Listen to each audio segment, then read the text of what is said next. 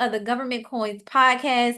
As you know, we always bring in the heavy hitters, okay? So today we have Dr. Cheryl from NC Education Lottery. And listen, I'm so excited to get into this. This is our first episode that focuses on anything to do with the education lottery at all. So I know Dr. Cheryl is going to put us up on game. So I thank you so much for being here, Dr. Cheryl. How are you? I'm very well, thank you. And thank you for hyping me up. I mean, and it is a Listen, pleasure to I be can't here. hype you when it's the truth, okay? When It's it's a the pleasure truth. to be here to represent the lottery and all we're trying to do with diverse spin. So glad to be here. Thank you for the invitation. Absolutely. And just to let people know, because you said it was a hype, but I want you to let the people know. Tell us about yourself and how you got into this space and how you've been advocating. Well, I've been in the diversity and inclusion space, for over 20 plus years, dating myself a little bit. And I kind of got into it by accident. I was with the city of Dayton, and my supervisor reached out and asked me about doing the diversity program. I'm like, I can't do that. I don't do that. He said, yes, you can, based on what I've done. Because at the time I was working at the bank. So I left bank and went over to the city of Dayton, which was a public entity, and started doing diversity mainly in construction. But then after a while with the city, I relocated to North Carolina and started working with UNCW and started their first hub outreach program, which was pretty good. We made a lot of strides, did a lot of new things. So it was a blank platform for me. So I was able to do that. So 15 years at the university, then I went to the city of Raleigh for a couple of years, and then I landed very happily at the lottery as the director of supplier diversity and outreach. And I've been here, well, actually 2 years today, I believe, 2 years today, my anniversary. Yeah. Someone sent me a message. I'm like, 2 years. I'm like, oh, it is 2 years. So 2 years today. Wow, congratulations on that. And just to tell us a little bit more about the lottery. How does that work and how, does it tie into government procurement? Well, the lottery is a business and we're also a state entity. So we kind of, we do both. But as far as supporting education, our profits go to support the education systems in North Carolina. We don't make the direct decisions. We give the money to legislature and they make decisions on new buildings, new programs, staffing, funding. So it's a lot that goes into that. And we're more than happy to say we've given more than $11 billion to the education system since the start of the lottery. Very good number, very rapid movement. We're a very well respected lottery in the industry. So it's a good place to work. As a matter of fact, we've been titled the best place to work, I think 2 years in a row. So it's knowing you're doing good, which helps make it a great place to work. Absolutely. So just considering that piece, all of the funding goes into providing support for the educational system. Yes. Okay. And so because it's a state entity, can we talk a little bit about that procurement side of it? Because I know that's what our business owners are interested in. As far as procurement, a lot of people don't see the lottery as a business. They just see it as scratch off and jackpot. But it's very important to know that we are looking for diverse vendors that can supply our needs. And just to give you a few of our needs, we have office supplies, audit services, commercial printing, very large commercial printing. You see all our signs and signage. So brand merchandising, we do a lot of that. And also our security needs, we do training. We have security cameras, of course, draw supplies, gloves, seals, just some of anything. We do clothing, merchandising clothing, again, office supplies. There's cameras because you can walk into the security office and see every office across the state, which is pretty exciting. So the best way is to contact me. But what I'll do when we're finished, I will send you our marketing piece so you can have that for your listeners as well.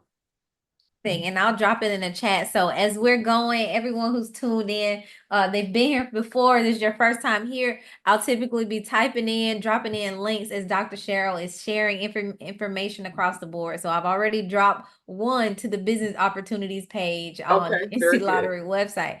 But Very just good. considering that, those are a lot of different areas of Yes, ground to cover for businesses, just tapping yes. into this space. And as it relates to more of the actual procurement piece of it, what does it look like in terms of, the level of departments that are within the lottery? How do we begin to identify which departments need our services? Well, we have 13 departments, and my job is to make sure that I am offering up diverse businesses to each department. So I have a building relationship with the department, looking at their spend, looking at what they need, and letting them know that here's a diverse firm that can help you. So a lot of times we do business with who we know, which is no one's fault, but it's my job to make sure they know other vendors, and especially diverse vendors who can offer the same goods and services or supplies that they're currently buying. We do have procurement thresholds. We have P cards, we do 3 quotes, and then we can do full and open bidding as well. And just like the state, the P card threshold is anywhere from $200 to $25,000. And I'm looking at notes, the purchasing notes, so I get the right numbers. When it's 5,000 or more, we require 3 quotes, and when it's more than that, we have to do the bid. So the one way, once you get the information that's dropped in the chat box, my information is on there. You can call me and I can make sure to get you registered as a vendor. Because to do business with us, you have to be registered. Very simple process. You have to fill out one form, give us your W-9. I like to have a capability statement so I can talk about what you do. I send that information to our purchasing manager. He looks it over, verifies it, and gives you a vendor number. And then you're in our system as a vendor. And when information comes up that applies to you, you'll get an email about that. The second Got it. piece, we don't actually do it, but we urge firms to become certified with the State Hub Office, have a very good relationship with the State Hub Office, and we talk to them about firms that are certified, because not only do we track our spend by diverse spending. So diverse spending, and we also track it by those firms that are Hub certified, because we do have to answer to the state. So if you're not Hub certified, I encourage you to get Hub certified, because it gives you exposure to other companies that can use your services as well. I don't try to keep them all to myself at the lottery. I want to make sure you have opportunity across the board. Absolutely. And tapping into that, and I know the Hub Certified is the NC Hub website. I'm going to Yes. drop that in the chat as well. Okay. But what about businesses outside of the state? Would they be able to go through that process? And do you accept other certifications like the SBA? Yes, we do. Because I tell people all the time, I love the Raleigh Triangle area, but there are businesses outside of Raleigh, Chapel Hill, and Durham that can offer their service to the lottery, especially some of the larger firms. They may not be right here in our area. So actually, I'm going to a national conference next month, the National Minority Supply Development Council, and I'm going to go there with the list of firms that I'm looking for. I'm going to talk to each department and say, hey, give me your greatest need. So my goal is to find a firm that might be outside of North Carolina that can supply that need, because we have to diversify our procurement pool and our choice of vendors. So I will be at that conference as Oh, well. great. So I will email you so we can meet Okay. up at an event or something. But that's really exciting to hear. Yes. Yes. That's exciting to hear. I had someone drop that same question in the chat that they're certified with the federal and the state. So how Yes. can they tap into those opportunities? But as it relates to the purchasing threshold. So we talked about that a little bit, Mhm. and I got this note down. So between 2,200 and 5,000, those are P card purchases. Between 200 and 25,000. Okay. Meaning, one of our purchases can go to Office Depot or somewhere else to buy that without going through the formal process. Got it. Okay. And again, if it's 5,000 or more, we are required to go out and get 3 bids. And my hope is to make sure we have diverse suppliers in those bids. Got it. And then, of Okay. course, higher than that, we have the formal bid process, RFPs and RFQs, which are actually on the web link that you dropped in. There's a section, I think, says request for proposals, where they can look at that and get that information. Anytime they have any questions about it, feel free to call me. And if I don't know the answer, I would definitely tell you, I don't know the answer right now, but I will research and get back to you. So that's the best entry point for diverse firms, because not only will I have the information, I can push them forward with to our buyers. Okay. And also another thing I do, I have set up interviews with diverse firms to talk directly to the departments who are making those decisions. Again, the old adage, you do business with who you know. So if you want Mhm. to know the person that makes XYZ widget, I'm going to introduce you to the person who buys that widget so they can get to know you and have questions for you directly. Because Got like I it. said, I advocate for every diverse firm in the state across the country. And of course, I can't know them all very well. So Sure. I open the door and do the friendly introduction, and you talk away and talk about yourself and sell your product or your service Mhm. to the person who's going to make the buying decision. And that's a big deal, being able to get directly in front of the buyers who are purchasing this in different departments. A lot of times you have to catch them when you can. So listen, connect with Dr. Cheryl. I'm telling you right now, whether It it's is a on very, LinkedIn or something else, yeah, connect with her because she it is a also, very good feeling. I'm sorry. It is a very good feeling to make connections that count. Just like you said, you go through paperwork, meeting people, sending dry emails. But when you get that direct person who someone introduced you to, it's a good absolutely. feeling to be able to do that.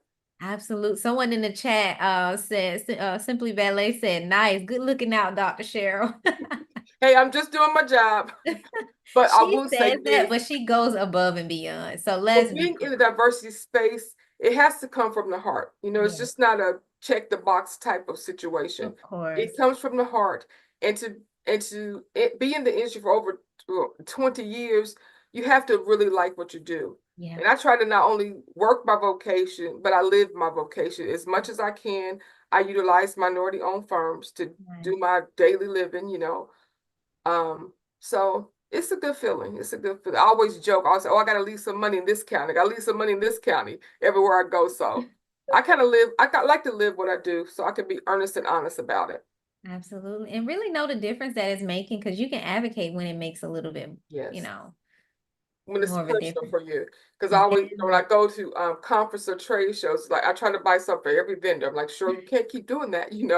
But the books, the creams, the lotions, whatever it is, because I know I can't make the big spins, but just the Absolutely. little spins that help the small everyday vendor is important to me personally as it is professionally. Of course. I love that. Living that vocation. That's a big, Yeah. I'm gonna use that. Well, not use it, but share that. Yeah, you can use it too. I won't even charge you. Okay. That's a free Um, one. the other piece of it is, do you typically have opportunities? So you do work with certified firms, but do you have opportunities that are set aside for certified firms as well? No, North Carolina does not use the term set aside. I learned that very early when I moved from Okay. Ohio, because we Mm, did have in our construction area, we did have what we call set aside. If we had three or more qualified minority firms, we could set aside a project just to solicit those firms. But my understanding is North Carolina does not have that. okay. Okay, so that's throughout the state, but there's an NC Hub office to make sure these Yes. opportunities are available. Okay. And And then this is, oh, go ahead. I I'm done. make a point. I had a very good relationship with the hub office when I was working in construction. So I keep that relationship strong because our RFPs that come out, I make sure I send them to my contact there. Shout Mhm. out to Roxanne because she always posts them for me. So that Mhm. group of people are privy to the information as well. Because we can easily say, go to our website, but as a small business, you wear a lot of hats. You Mhm. cannot spend your time in front of a computer. You cannot spend your time on the phone because you're out in the field. You're out there trying to make sales. You're out there, trying to get projects. Mhm. So if someone can send you information, that's a good thing. So that's what we try to do because share information. I'm not selfish with any information.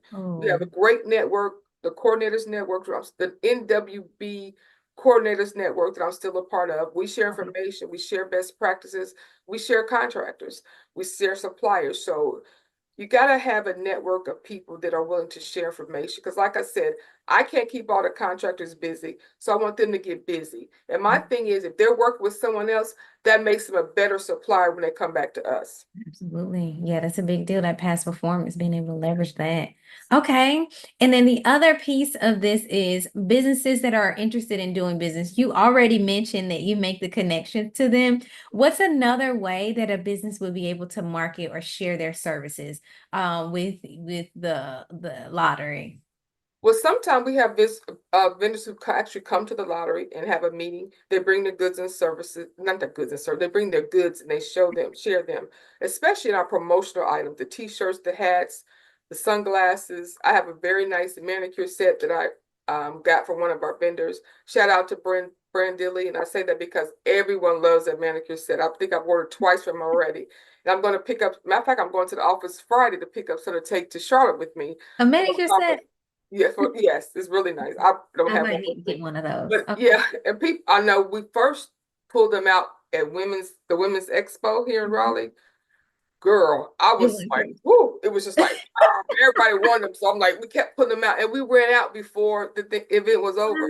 Oh, So the team that I had with me, I'm like, okay, our table's empty, but it's good. It's very exciting to see people get excited about things. And we can get pens and cups all day long.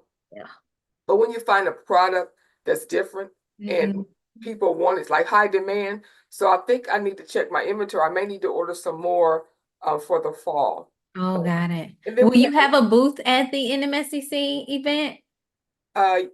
yes. No, Okay. no, no, I'm sorry. No, that's in Atlanta. No, I will not be taking stuff to Atlanta. I will have some flyers with me. But no, I will not be hauling a bunch of stuff to Atlanta. Listen. Not Okay. this time. Maybe another one, but because this is my first time going to a national event, so I'm gonna see how it goes. Okay. And Yeah, I may have a few with me, but to bring the 200 or 300, no, I'm not gonna do that. that's a lot. Can't do that, no, because Right. it's me by myself. So, but yeah, but I'm looking forward to going to that event. I hear it's a great event. Yeah. Great event. Have you been before? I have. I was one of their emerging entrepreneurs in Okay. 2019. So I was there for that one, and then I went back in 2020. I haven't Okay. been since then. So this is our first time going back in a while. Oh, so I'm gonna definitely use you to mentor me on this event, so I won't be hog wow. Be like, Listen, reel we me we in. can work the floor now. One Okay. thing about it, we're gonna work a room.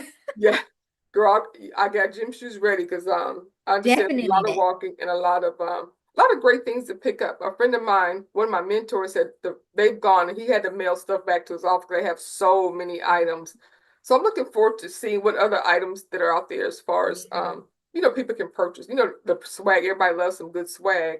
So Mhm. interesting to look for that and then make some contact with some people in supply diversity, understand what they're doing to make their programs work. Absolutely. Looking That'll forward be to great. just enjoying the full experience. And Now, I here's think I another met, question. okay, I'm sorry, go ahead. No, this question is about the lotteries across the board. Does this happen in lotteries in every state?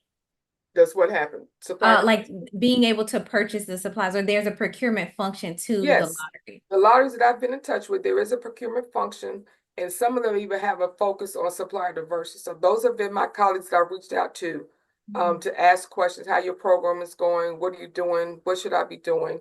And I'm glad to say I found out that I'm pretty much on track. And Yeah. for me, I like the rapid outcomes, but it's like, Cheryl, slow down. It's going to take some time. Mhm. It's not going to happen tomorrow. So I plan ahead for what I want to see the next 6 months, the next 9 months, the next 2 years. So Mhm. just know that it's I guess a change of thought. We've been doing this for so long, and here comes someone who says, here's some more suppliers to use. Why should we use them? So again, building those relationships and let them trust what I'm doing because the lottery, the North Carolina lottery, does have a focus on advancing supplier diversity. So Yeah. that is my charge. I knew that when I came in the door. It's in my job description. We talk about it on a daily basis, and that's what I'm here to do.